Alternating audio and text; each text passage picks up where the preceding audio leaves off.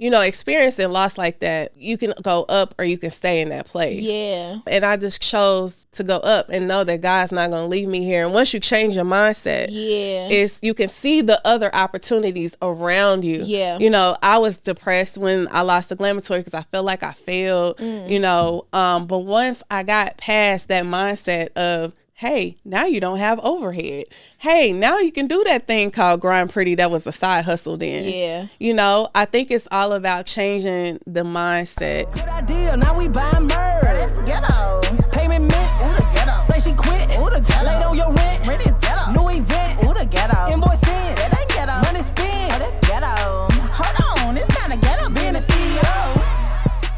Welcome back to another episode of the Ghetto CEO Podcast, where we talk about how being a CEO can be super ghetto sometimes, okay? But as you guys know, we are in season 5 and we are in album mode. That's why we in a stew, okay? It's the YN say we in a studio, okay?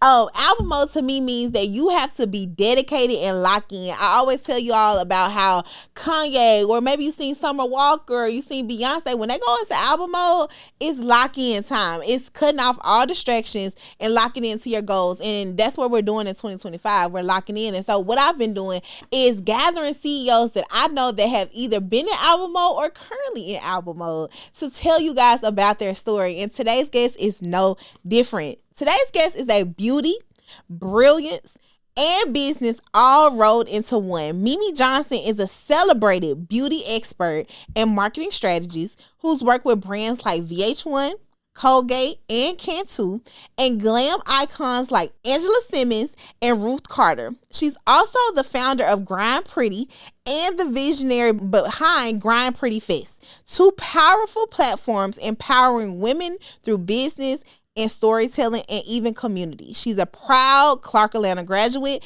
a autism mom, and the heart behind Grind for Good, a nonprofit supporting entrepreneurs and neurodivergent caregivers. Welcome, Mimi.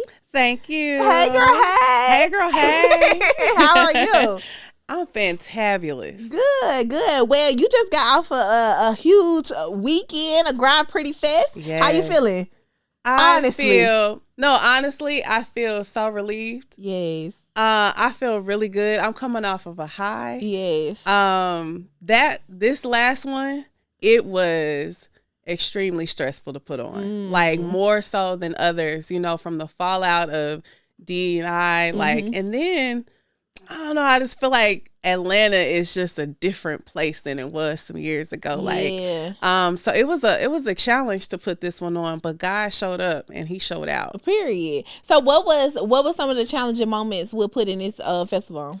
Yeah, so I say the first challenge is going back to the whole DEI fallout. Okay, so how did that affect you? Yeah, sponsorship. So people that have been locked in year after year, some of them lost their positions. Wow. And lost their jobs. Others, the budgets are cut. To the point where I'm talking to them, they're like, I really want to support you. I don't even have a budget this year. So those are things that you don't anticipate because I'm planning this a year out. Right. You know what I'm saying? Putting deposits in a long way out, you know what I'm saying? So I'm far into it. Yeah. Deposits are paid, and then it's like, oh, but there's no budget. So what I posted up. Okay. Right. So how did you pivot from that? Prayer. Honestly, I have this thing where I know that what I'm doing is moving in purpose. Yeah. And those times when it doesn't make sense, like, why are you damn near going into debt? Yeah. Trying to put a festival on. And then the other half of the challenge was, like I said, Atlanta's a little different. Okay. In the past, I haven't worried about ticket sales. Okay. I've had the sponsorship. Yeah. You know what I'm saying? So this year it was like, well, dang, I got to depend on ticket sales. Yeah. Everybody's a star in Atlanta. Don't want to buy tickets, but they want to come. Yep. And so it's like, how do you balance that? Yeah. So what did you do? Because that is true. Now everybody a content creator, a star somewhere that was a B actor or something, and they feel entitled to be able to be a part of something. So how did you deal with it? Oh, goodness gracious. So honestly, it was still a challenge at the end of the day, but we went hard with marketing. Yeah. You'll see all the reels, like, I felt like I was a club promoter. I don't ever want to be a club promoter ever in life. That I don't know how y'all do it. It's stressful as hell. I don't ever want to be a club promoter. God bless y'all. But I was that. Tracy Steele, my partner, like me and her was club promoters. We was passing out flyers. We went old school. I was making physical flyers going. During Women's Month, I got a whole bunch of roses. I was passing them out to the women along with the flowers. They're like, oh my God, this is so sweet. And then they're looking at it and I'm like, okay, you can go and get a ticket. Right. And going hard on like advertising, like all the things. Like this one was you was in album mode. I was in album mode, honey. Album mode. We dropping. Yeah. So no, it was hard. And at the end of the day, I mean, really I was faithing it. I didn't have it. I really didn't have it. And, you know, I just came out of a really hard season and pretty much kind of started over. Okay. What do you mean?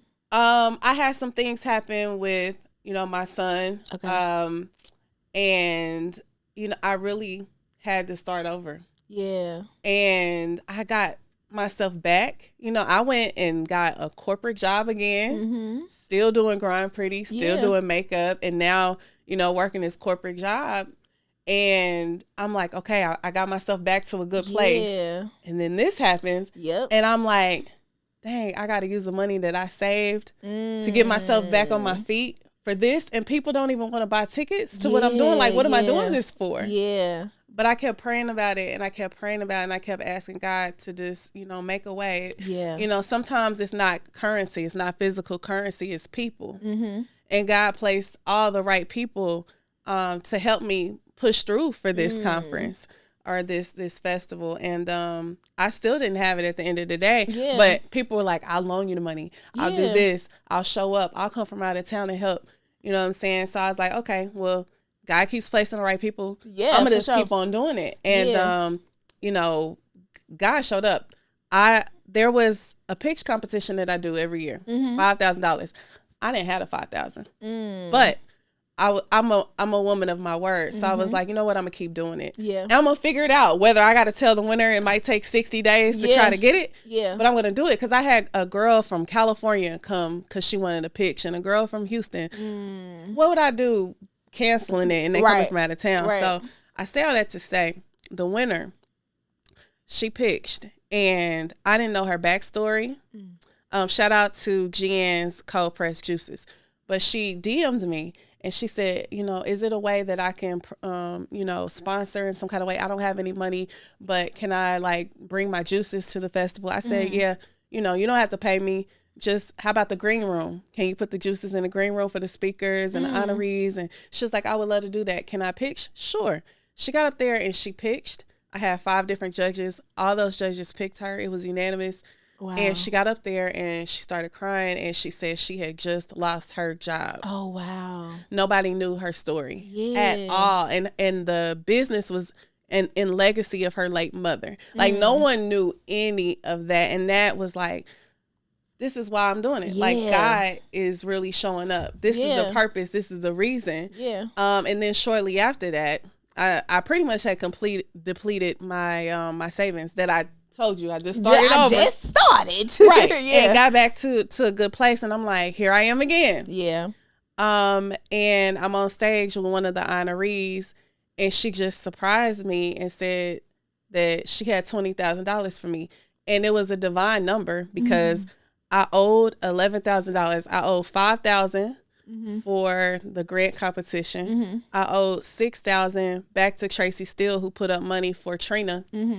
And then $9,000 was what I had in my account. Oh, wow. Yeah. Come on, God. Yeah. So I say all that story to show the goodness of God. Yes.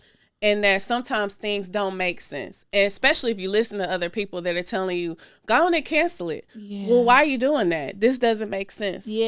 But there was a reason that I was doing everything that I was doing. And the obedience.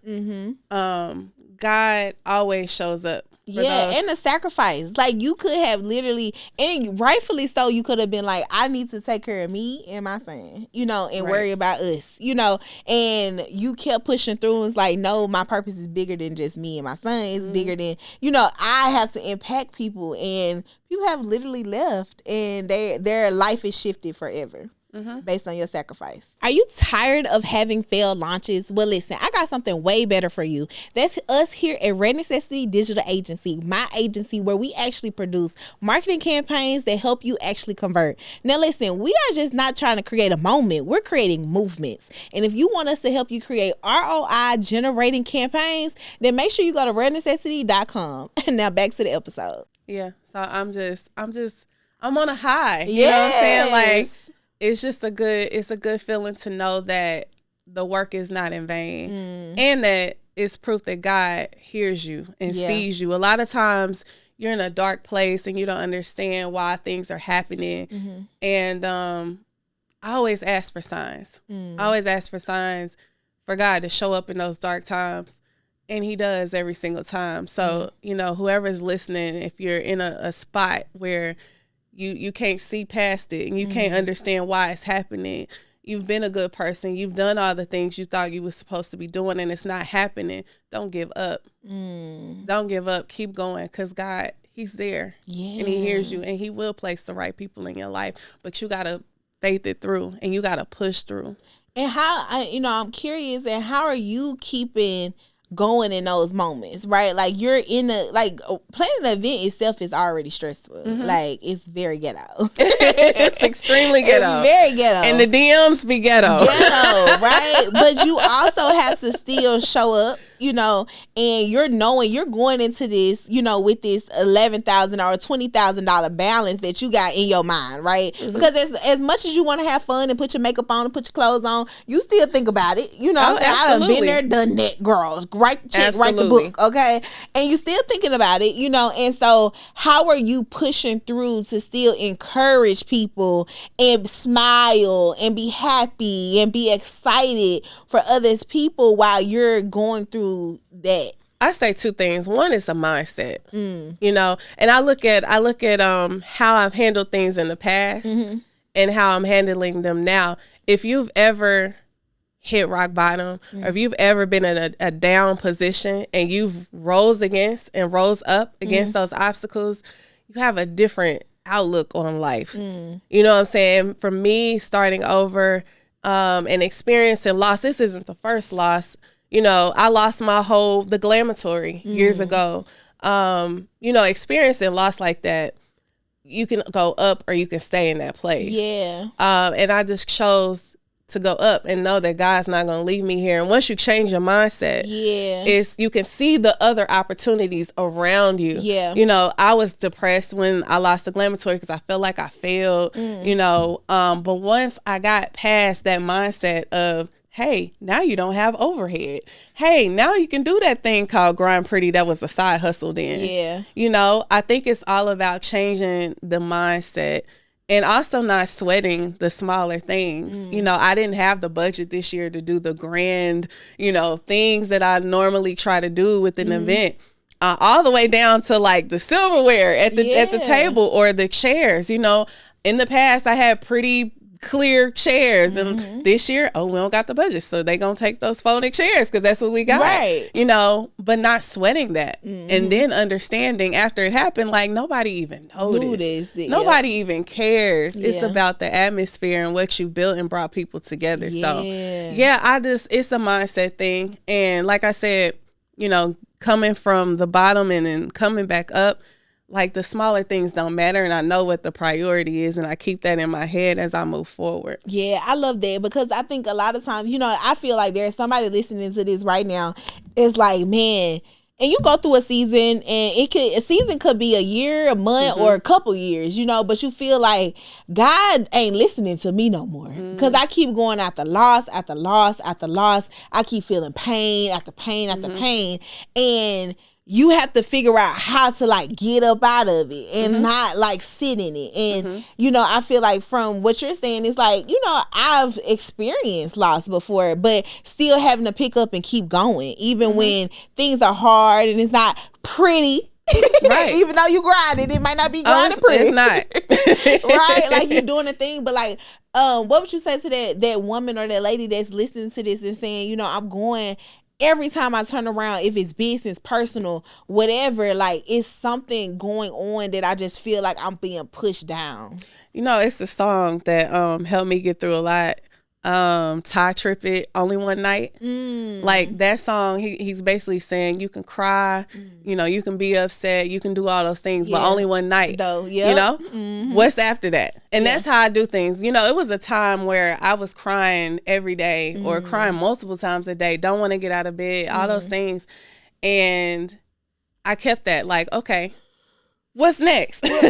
I done cried. I done did the ugly tears. Right. But what's next? Right. You know, what's next? So you have to, it's a mindset. Yeah. I think that's the big key in developing some type of spiritual relationship. Yes. You know, because that's what faith is. Faith is the substance of things that you can't see. Yep. You know what I'm saying? And the evidence of things hoped for. So you have to walk in that. Yeah. You have to walk in faith, believing in yourself and believing in a higher power. Yeah.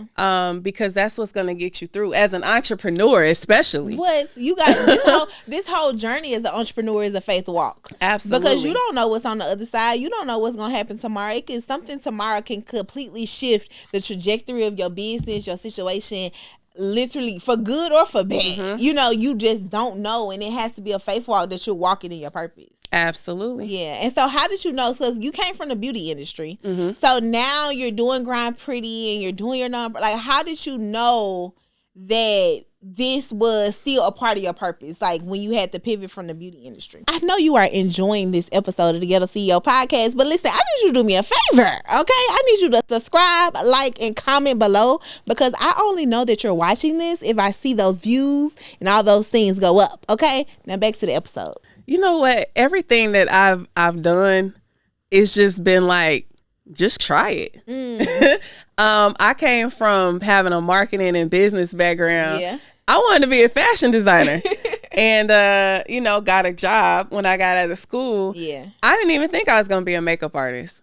But somebody was like, oh, you're really good at that. And I was like, yeah, that's kind of fun. I'll try it. And boom, went for it. Got into makeup, and, you know, nobody really wanted to help out in Atlanta. Yeah. It was real crab in the bucket. And I was like, it's okay. I'm going to find a way. Yeah. Find a way and make one. CAU. And one thing led to another, you know, but I think that, you know, God plants those seeds in you. That's the harvest, to plant those seeds. Yes. And if you've ever had an idea and you didn't execute that idea, and then a year later you see somebody doing your idea, that's because God's going to, He plants seeds in other people too. Yeah, and one thing I always tell people is that God is on a mission. He got stuff to do. Now, He could use you or He could leave you behind. So, and sometimes He has a reason for this thing to come to life. And if you keep playing, the audacity to think you think God gonna wait on you. Yeah, no. So my whole life has been, you know, trying it out. Yeah. And not having the answers, just trying it out. Yeah. It's funny. I was talking to my older sister earlier, and she's like, she wanted to open up a nonprofit and stuff. Okay. And I'm like, okay, go ahead and do it. Yeah. Then she's like, well, who gonna educate me on it? And I'm like, use the internet. Like Chat GPT at this point. But a lot of people have that mindset of, Yeah. I need to know everything first. I need to have everything perfect before. No, you don't. You don't. You just need to start. Yeah. You just need to do it. Yeah. So that's how I move. And it's, you know, I never thought that I would be doing any of this. Yeah. But that's when the purpose comes in, because a lot of times you don't know how to find your purpose. But I just feel like in doing, you start seeing the fruits of the labor. Yeah. Right. And so, like, I was ready to quit last week. Yeah. two weeks ago. You know what I mean? But then this happens at the festival, and I'm like, but this is why. Yeah. But this is why. Nobody knew that woman's story of her losing her job. No one knew all that. And even the lady who gave me the money, I did her makeup a while ago. I didn't even know she had breast cancer. And she said that I helped her feel beautiful when she had breast cancer. Wow. I didn't know that. Wow. You know, those are things that are evidence to me this is God's work. Yeah. Oh, I love that. So even with you transitioning and, you doing makeup, you transition to corporate, how are you still like building the relationships with your clients? Because I know like once you get clients, like I love my makeup artist down. She get on my nerves sometimes, but I ain't switching up because we got, like I like, exactly what I like. I just got to sit down, So how are you still building those relationships with your clients, or how did you take that into your new business? Yeah. So I guess that's the pivot part, right? So, at one point I was like, I'm retiring. Yeah. Right? But there's some clients that's like, nah, babe, you stuck with me. I don't know what you was talking. I don't know what you're going to be doing, but you're doing my makeup. No, for real. So I'm in a space where I'm not even really promoting that I do makeup anymore, but I've done makeup for like 20 years now, so I've built that to where I don't have to, 10, 15 years ago, I was hustling, I was promoting on, Instagram, Facebook. But now it's just, okay, let's make time for the ones who've always made time for me or invested in me, my day ones. Yeah. You know what I mean? So I still maintain those clients. And every now and then I might take a new one, here. But it's good to build yourself in a position that you're able to do that. Yeah. Because I've had in the past where I had to do makeup. Yeah. And I couldn't say no to a client. Yeah. So now I'm in that good position where, I can just take who I want. I love that. I built a home studio. Yes. Y'all come to me. Yes.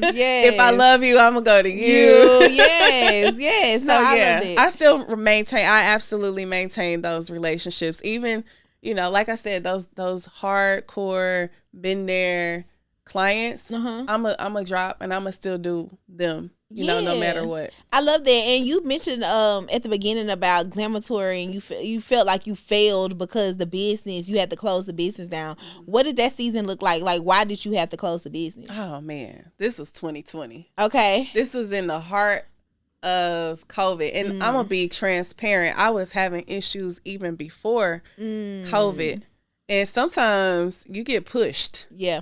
And I've always worked with my heart, which is not good for a CEO. And a nonprofit CEO Yes, right. But not for a CEO where I was building up makeup artists, helping their careers.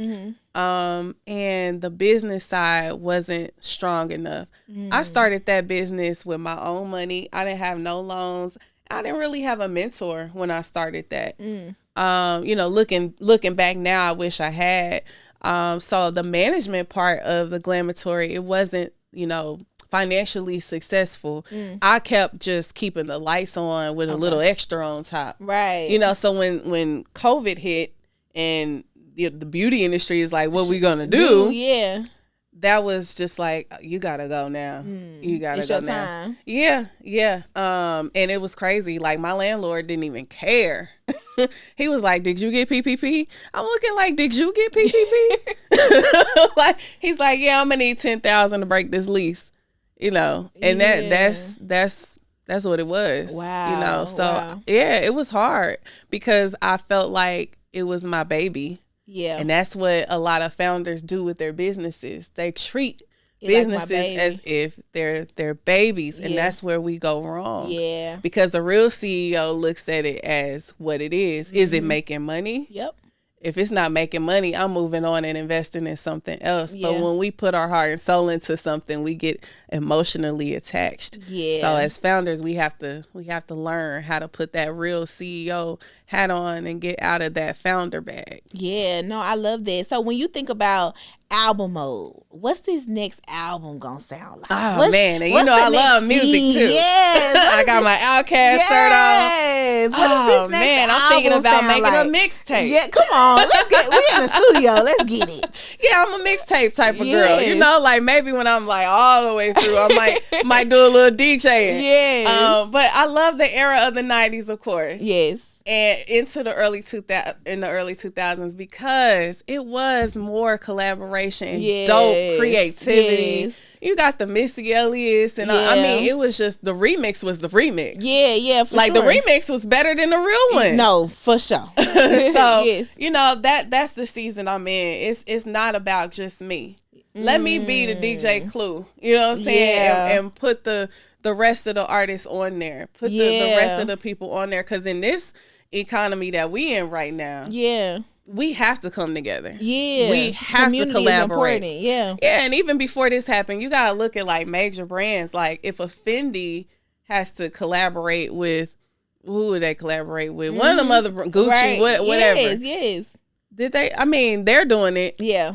So Skims and Nike. There you go. Two powerful brands, billion-dollar brands, and they have to come together, to solve a problem. Why we can't?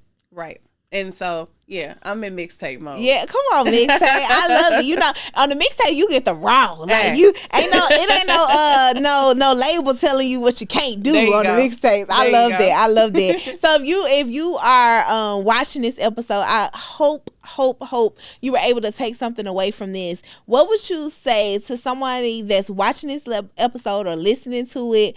What would you say to them to keep them going in a season where they feel like, it's not as bright as I want it to be? What would you say to them to keep going? I would just say keep going. It's as simple as, it's not simple. Yeah. But keep going. Remember your why as you're doing things, because sometimes we get lost. We get lost, and we got to remember what our why is, and just know that you're not alone. Yeah. A lot of times we're the Googlers, and we trying to do everything alone, but especially in this environment, you gotta come together. So just keep going and find ways to collaborate. I love it. Well, y'all, I hope y'all love this episode of the Ghetto CEO Podcast. Like I said, we talk about all things being a Ghetto CEO. And if you love this episode, make sure you like, comment, and subscribe. And I will see you guys on the next episode. Bye, y'all.